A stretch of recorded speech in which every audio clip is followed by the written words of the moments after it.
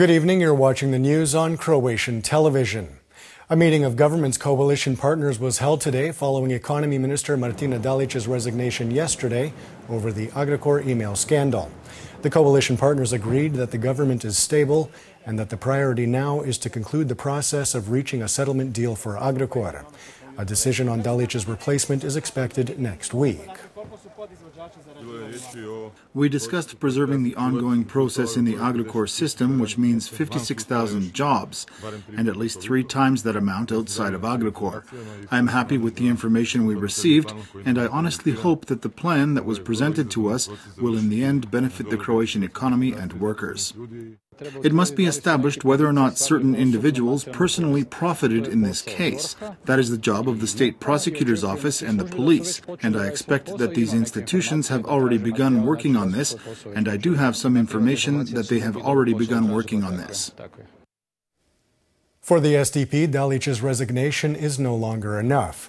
They hold Prime Minister Plenković responsible for creating the framework that led to the current situation in Agrokor. What we want is for the Prime Minister to tender his resignation, because this is the most logical way out of this situation. The system he created will remain so long as he is in office. Meanwhile, Živi zid say there is reason to believe that a small group of insiders, possibly including members of the incumbent government, reaped massive illegal gains from Agrokor's restructuring. Dalic is just the tip of the iceberg. Nothing will get resolved until the entire system is reset, which means that the ones who gave the orders have to go. Concretely, this means the Prime Minister and his entire cabinet. In related news, Agrokor's crisis manager announced today that the draft of the settlement deal should be made public by next week. And while he did not specify a date, he did say that the settlement deal should be completed by mid-June.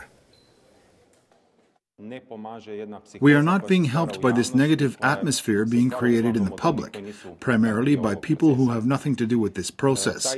This is definitely slowing down the process. In other news, fuel prices in Croatia continue to rise. Finance Minister Zdravko Marić said today that government is following the situation as it develops, but that so far prices have not exceeded expectations. Obviously, we will continue on the path we are on and see how the situation develops. As you know, we are working on another comprehensive package for the tax system, and that excises are an integral part of that.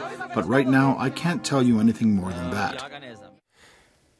President Kolinda Grabar-Kitarović opened a Croatian consulate in Vitez today. This is the 4th Croatian consulate in Bosnia and Herzegovina, following Mostar, Tuzla and Banja Luka. A consulate in Livno should be opened by the end of the month. At the opening, the president touched on youth emigration in the area. Your future is here, and this consulate means that Croats from the Lashva Valley are not alone. And not just Croats, but all those who live with you here. We will continue to stimulate continued development and prosperity in this area, because ensuring work and a positive social climate is a precondition for the survival of Croats and all others in Bosnia and Herzegovina. The 60th military pilgrimage to Lourdes has begun. 900 members of the Croatian military, police and Homeland War veterans have set off for France. Defense Minister Damir Krstičević saw them off today. Faith is very important for us, for the Croatian military. You know that we went into the Homeland War with rosaries, and I am glad that for the 26th time, Croatian soldiers, Croatian police officers, and Croatian veterans are going to Lourdes on a pilgrimage to the Mother of God. And finally, Croatian radio television is celebrating its birthday today. Croatian radio hit the airwaves 92 years ago, while Croatian television started broadcasting 62 years ago. The event was marked with a commemoration for all HRT employees who lost their lives during the Homeland War.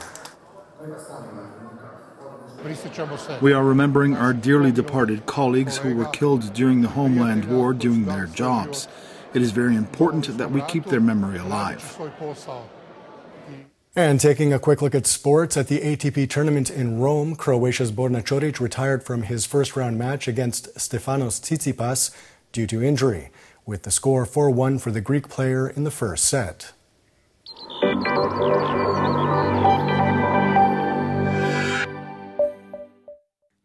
And now the forecast for tomorrow.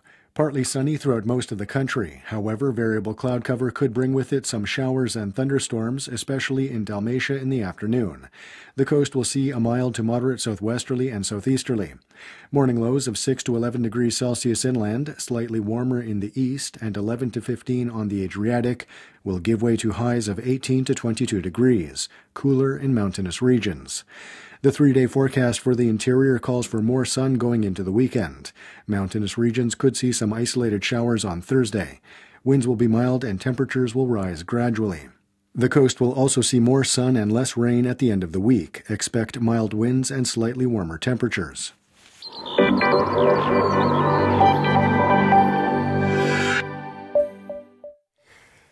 And that wraps up the news. Be sure to join us again tomorrow night.